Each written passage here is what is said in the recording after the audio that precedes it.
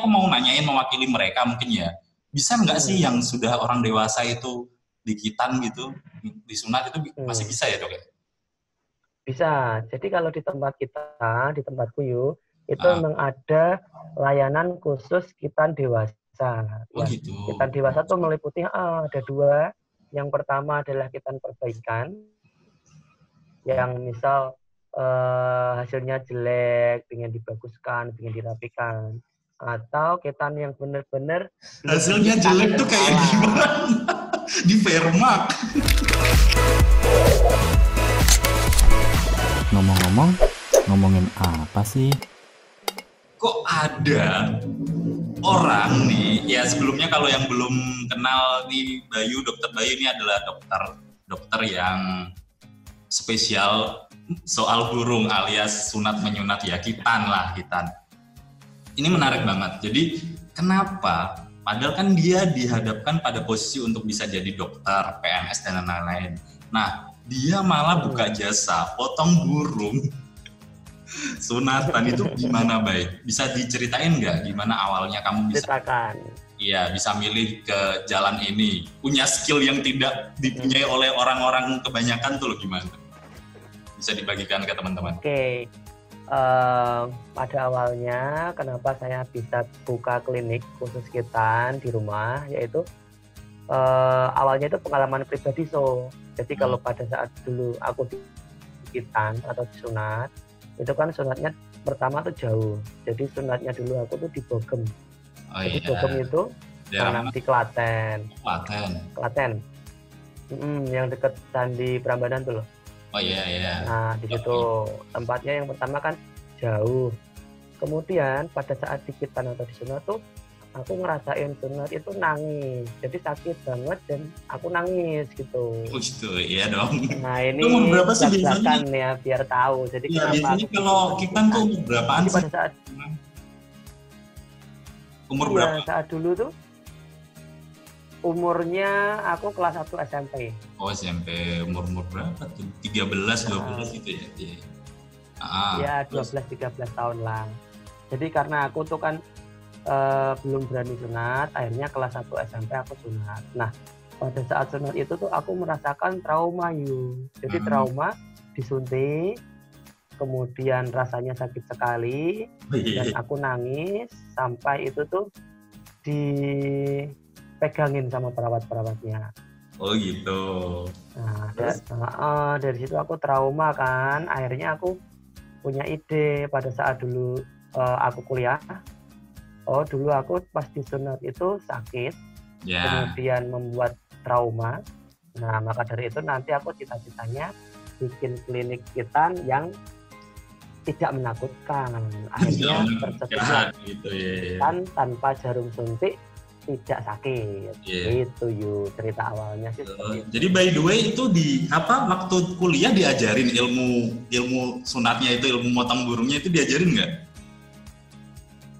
Kalau pada saat kuliah ya diajari, karena kan memang sunat itu salah satu skill kompetensi dokter. Oh gitu. Tapi banyak dokter sih yang nggak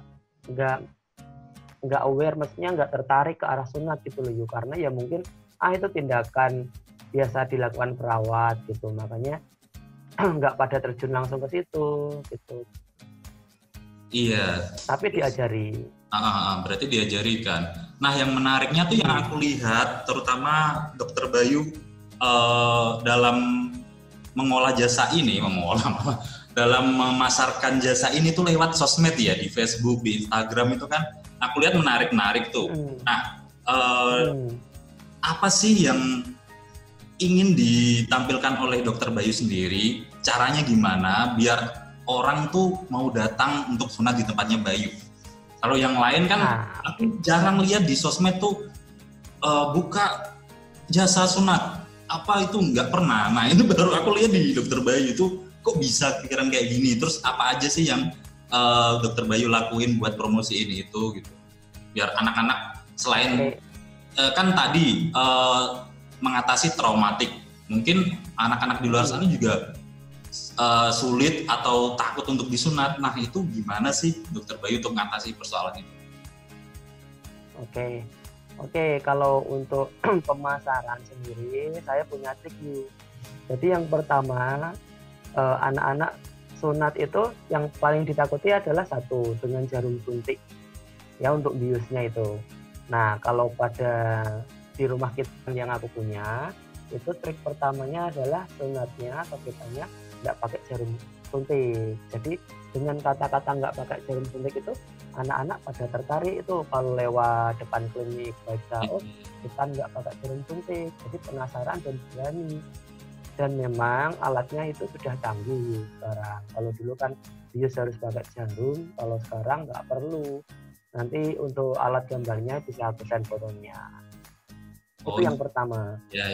Jadi mengubah mindset anak, nggak takut disunat karena nggak pakai jarum. Itu dengan kata-kata itu anak-anak sudah wah senang sekali pasti untuk berani kita di tempatku. Nah, jarumnya itu fungsinya buat apa sih? Jarumnya itu buat ngebius? Jarum. Iya, jarum buat ngebius. Jadi iya, untuk ngebius. Jadi kan untuk pertama kali proses untuk disunat itu kan harus mati dulu, mati rasa. Oh iya. Nah, mati rasanya dengan jarumnya nggak sakit kan? Iyalah. Masa pas disunat kalau aku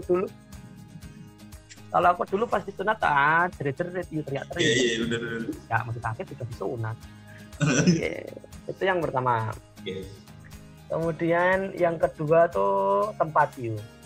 Jadi kan kalau di klinik-klinik dokter biasa itu kan tempatnya catnya putih, ruang tunggu, bau obat gitu kan ya. Kalau di tempatku, di tempat rumah kitanan, aku punya ide gimana caranya biar klinik kitanku itu nggak menakutkan buat anak-anak datang. Salah satunya dengan poster-poster mainan, kemudian ada playground-nya, ada tamannya. Jadi seolah-olah anak kita ke situ bukan buat kita, tapi buat bermain. Oh iya, pantesan aku lihat di foto tuh, ini rumah kita apa taman kanak-kanak warna-warni, terus iya. Ada main. Aku kira itu tetangga-tetangga atau apa yang main di situ, itu berarti ya orang yang sunat bisa main di situ juga berarti kan? Iya, jadi kan kalau mau ditunggu dulu, nunggu antrian itu, nah biar main dulu lah, relax. Setelah itu nanti masuk, ruangannya pun juga ada gambar-gambar banyak, ada transformer, ada mobil cars. Jadi seolah-olah, aku disunat tapi kok tempatnya bagus ya, gitu. Jadi nggak takut lah anak-anak untuk masuk. Oh iya, bagus. Terus karena kondisi kayak gini kan lagi corona nih, ini ngefek nggak? Ngefek nggak baik sama usaha lu itu, sama jasa lu itu? Oke, kalau sebenarnya kan sunat itu identik dengan liburan gitu ya. Oh iya, mungkin. Corona ini juga liburan yuk sebenarnya. Tapi iya, corona kan libur, anak-anak kan pada belajar di rumah. Oh iya. Nah, itu sedikit banyak pasti berpengaruh, tapi masih ada beberapa yang pengen kita di musim corona ini, tapi kita sendiri menerapkan konsep yang memang harus safety. Kita pakai baju lengkap APD, pakai kacamata Google, pakai pelindung face shield, supaya yang di kita aman, kitanya juga aman. Oh iya, aman. Berarti jalan. Proses kitanya itu juga pakai APD gitu full gitu ya? Iya, pakai full. Karena kan memang harus sesuai SOP. Tapi kalau memang dihitung-hitung semisal ya, kalau ini kan liburan, maksudnya libur corona, tetap persentasenya turun sih, maksudnya dengan sebulan liburan yang biasanya dapat berapa burung, dengan ini corona jadi turun untuk musim corona ini. Mungkin nanti kalau sudah selesai langsung banyak. Ya amin lah, amin, benar. Itu pokoknya menurut gue tuh itu jasa yang nggak bakal hilang walau ganti zaman. Kan tiap hari tetap ada yang sunat, iya kan, tiap hari ada yang kitan kan. Nah itu dia, yang potong burung itu.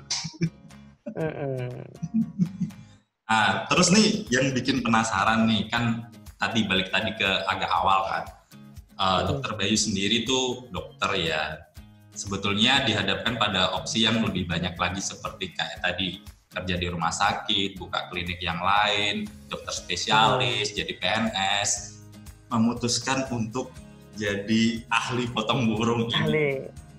Bicara tentang itu, cuan nih, apakah itu menguntungkan ya dari segi mungkin Dokter Bayu bisa menginspirasi orang atau dokter-dokter di luar sana kalau memang di tempatnya itu belum ada tempat hitam, jauh sama seperti yang masa kecilnya Dokter Bayu tadi harus pergi ke tempat jauh, Klaten luar kota, dia bisa buka kliniknya sendiri di tempatnya agar tetangga-tetangganya nggak jauh-jauh buat kita. Menguntungkan nggak? Intinya kayak gitu. Oh. Kalau masalah cuan ya sangat-sangat menguntungkan yuk. Jadi kan memang ya jadi kan sudah ada perbandingan. Alhamdulillah kan juga sudah PNS saya. Kalau iya, alhamdulillah bagus. Kerjanya di puskesmas. Kemudian kalau sore buka klinik kita atau periksa umum lah. Untuk cuannya ya alhamdulillah cukup cukup ya. Buat iyalah buat cicil-cicil buat rumah. Iya, bagus. Iya, udah menarik ya, Dok ya. Oke. Alhamdulillah untuk nanti yang teman-teman misal belum ada klinikitan, mencoba itu harus wajib. Ya, kalau memang belum ada klinikitan, buka aja enggak apa-apa kan memang itu kompetensinya dokter umum. Yang penting adalah satu SOP sesuai, tetap sosial juga ada, karena kan kalau untuk dokter itu kan sebenarnya juga usaha ya. Iya sih. Tapi nggak bisa disamakan dengan usaha dagang, tetap harus ada juga sosialnya nanti untuk masyarakat setempat. Nah, gitu. terus ini nih, tadi kan bilang nggak ada jarum suntik. Padahal menurut experience aku sendiri kan jarum suntik ada, gunting ada. Nah, yang dipakai zaman sekarang, terutama yang dipakai Dokter Bayu sendiri itu alatnya kayak apa sih? Nggak pakai jarum suntik terus pakai apa? Alatnya kayak apa? Alatnya nanti kan tak send foto ya Yuya.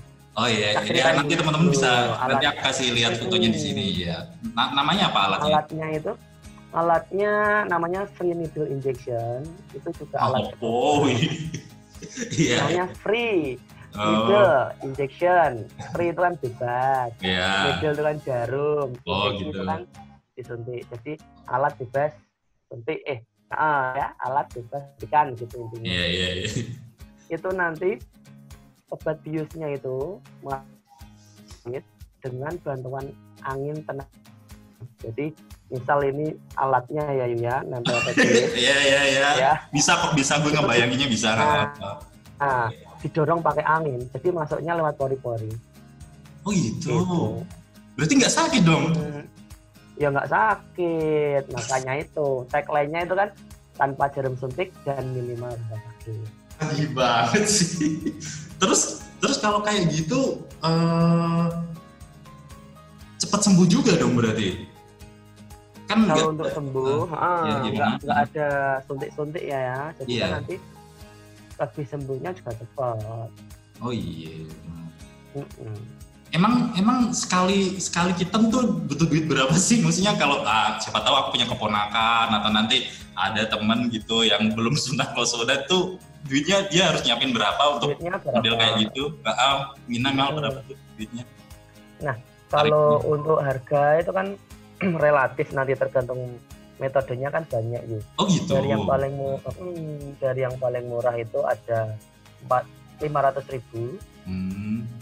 sampai 2,5 juta sekali sunat. Gak ngebayangin 2,5 juta motong burung tuh burungnya diapain aja. Iya, dulu kalau misalnya kan ya aku pernah pernah tinggal dengan teman-teman yang dari luar negeri, dari teman-teman dari Indonesia Timur itu kan mereka kadang tanya nih, ini fair-fairan aja ya, pertanyaan umum, rahasia umum sebetulnya kalau teman-teman belum tahu ini bagi teman-teman yang di sana kan mungkin dari kecil belum sunat. Nah, karena Kitan ini juga berhubungan dengan kesehatan, benar kan dok? Ini kan kesehatan juga kan. Betul.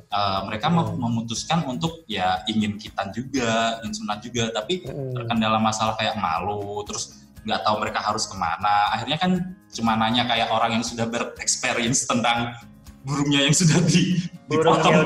Nah, aku juga nggak tahu nih. Ini aku mau nanyain mewakili mereka mungkin ya.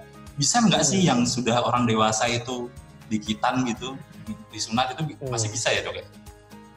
Bisa. Jadi kalau di tempat kita, di tempatku yuk, itu memang ada layanan khusus Kitan dewasa.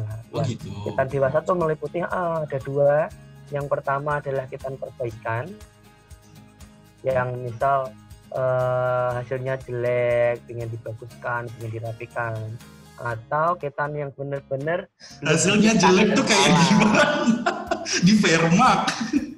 Iyalah, di Vermak biar jadi bagus. Gila, burung aja bisa di Vermak.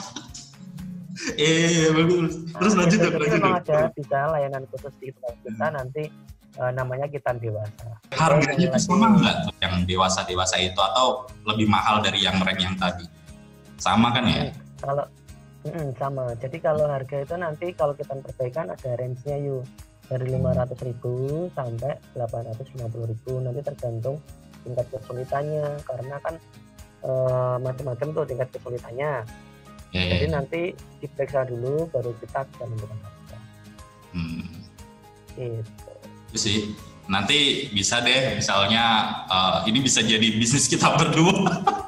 Oh iya siap, betul. Yang Kitan udah dewasa belum Kitan mau Kitan, nanti aku kontak Dokter Bayu aja. Apalagi kalau bisa jasa apa ya, bukan take away tapi ke rumah gitu. Kitan. Iya, bisa yuk. Nanti kalau kita juga ada namanya layanan, namanya Kitan. Jadi kita yang nyamperin ke rumahnya. Soalnya kadang begini dok, kan malu mungkin ya dia ya, malu untuk datang ke tempat Kitan kan malu. Jadi teman-teman dari rumah Kitan yang datang ke rumah kan itu lebih bagus gitu. Ya walaupun pasti tetap ada uang bensinnya juga kan. Uang bensin jelas dong. Oke, dok, ini jadi bagus ya. Dokter silahkan bisa promoin atau kasih tahu lokasinya di mana, sosmednya rumah Kitan apa, biar teman-teman nanti kalau mau menemui kasus yang tadi udah kita bahas bisa langsung kontak ke Dokter Bayu. Silahkan. Oke. Jadi kalau alamat lengkapnya itu rumah Kitan ada di Jalan Raya Truko Penawangan. Itu Purwodadi ya? Ya, Purwodadi, perempatan Barat Pasar Penawangan. Ya, nanti kalau alamat ada gambarnya juga kan dok ya ini, ya, nanti ditampilin gambarnya juga ya. Kemudian kalau sosmednya Instagram ada @rumah.kitanan. Kemudian YouTube, Facebook, Google Maps, Rumah Kitanan DR Bayu. Oh iya, Rumah Kitanan Dokter Bayu DR Bayu itu langsung ketemu gitu kan ya? Langsung ketemu nanti. Ya. Ikutin Google Maps aja nanti biar nggak nyari. Oh iya, sip banget nih.